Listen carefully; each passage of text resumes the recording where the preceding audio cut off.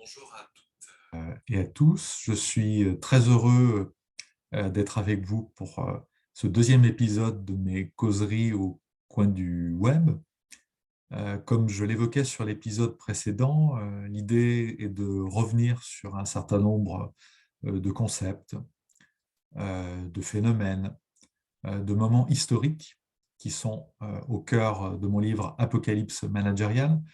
Et aujourd'hui, je vais vous proposer de revenir sur le concept de profondeur de l'expérience, qui est au cœur de l'ouvrage. Donc, ce sera une séance plutôt philosophique.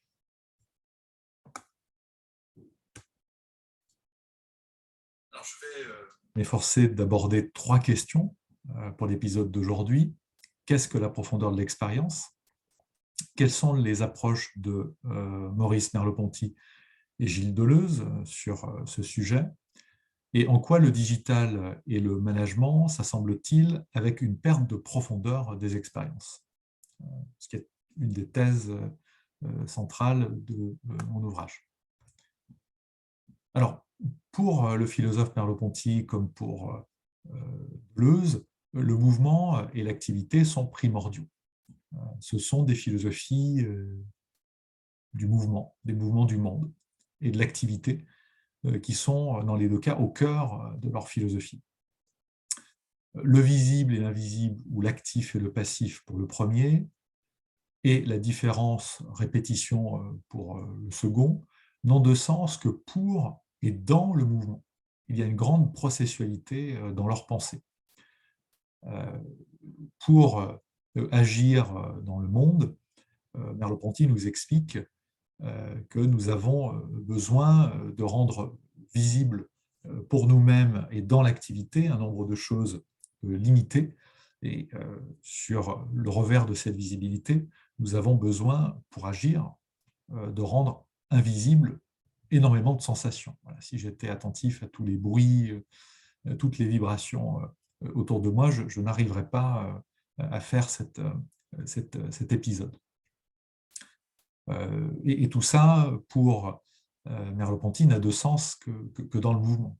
Et, même chose pour Gilles Deleuze, cette relation complexe et temporelle que décrit le philosophe dans sa discussion sur la différence et la répétition n'a de sens que dans le mouvement et dans l'événementialité du monde.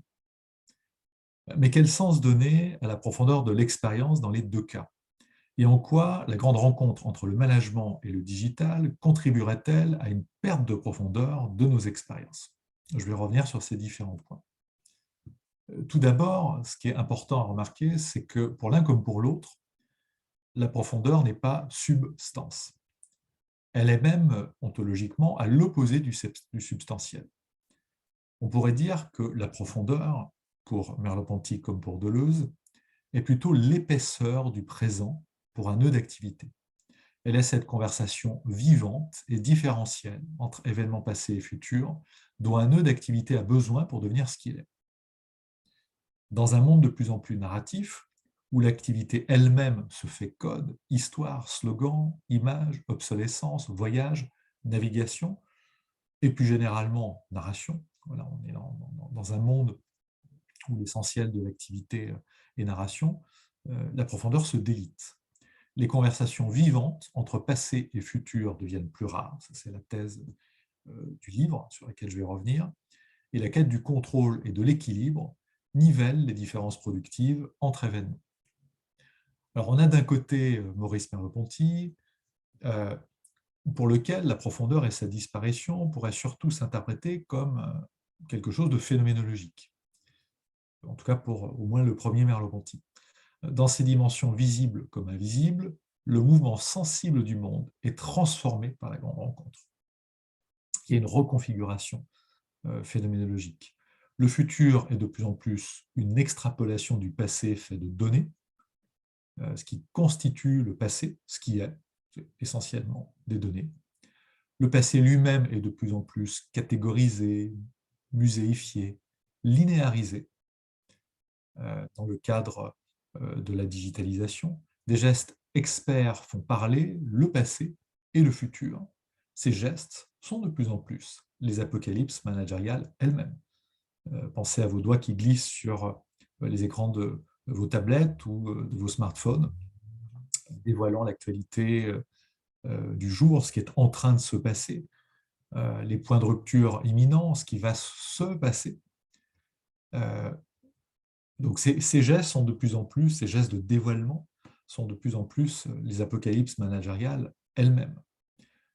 Le commun, toujours provisoire, ne peut plus se former de façon différentielle dans des conversations vivantes entre événements passés et futurs. Les subjectivations authentiques ne sont plus possibles. Pensez à une réunion sur Zoom qui commence, vous avez votre carré avec probablement votre prénom et votre nom. Vous avez une place quelque part, même une forme de jeu, mais vous n'êtes pas encore une subjectivité. Vous n'êtes pas agissant dans la réunion. Vous ne savez même pas où vous êtes pour les autres. Vous ne savez pas comment votre carré apparaît pour les autres. Pour ça, il faut une interaction qui va permettre de commencer à ressentir la réunion et peut-être à force de prise de parole, il va vous falloir arriver à une sensation, voire quasi-certitude, de visibilité de votre carré, de centralité du carré, pour devenir agissant. Donc, le jeu n'est pas encore une subjectivation.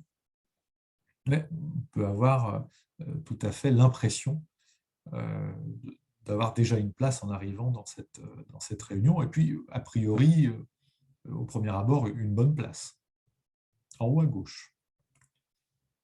Avec Deleuze, la profondeur prend une tournure plus radicalement métaphysique. Elle se fait de façon très topologique, plis, trous, creux formés du dehors par un certain nombre de mouvements aberrants. Voilà, l'essentiel du monde n'a pas de logique, il est constitué de mouvements aberrants. Ces mouvements ont une affectivité et une matérialité. L'événement est concret. Même chose pour la métaphysique de l'histoire proposée par Merleau-Ponty. Mais temporellement, le présent est plat.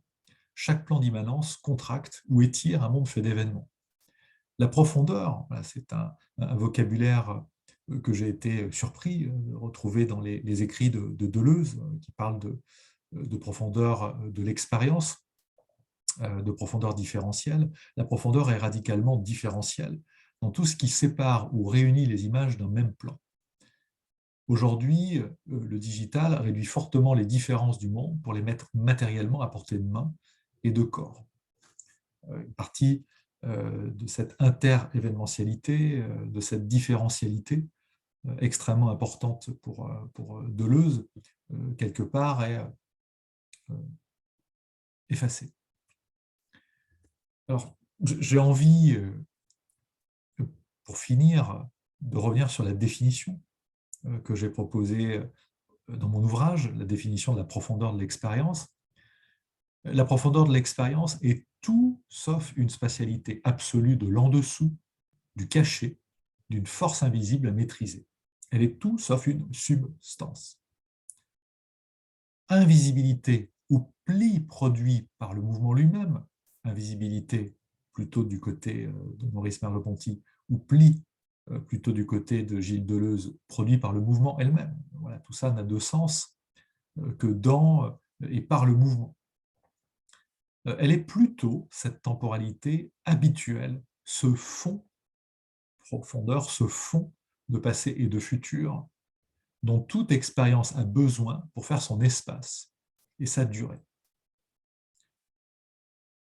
Elle est quelque part la condition primordiale de l'expérience elle-même. Dans son épaisseur, l'expérience met de côté pour devenir ce qu'elle est. Elle reconfigure ainsi continuellement les événements passés et futurs. L'expérience profonde ne se dénoue jamais. Voilà, il n'y a pas de grand soir, il n'y a pas vraiment de dialectique. Il y a le mouvement, le flux, le process. L'expérience profonde ne se dénoue jamais. Elle se donne un sens par l'expérimentation dans le présent. Tout n'est qu'expérimentation et tâtonnement. Intense et vivante, elle est tirée en avant et étendue par ses propres ambiguïtés.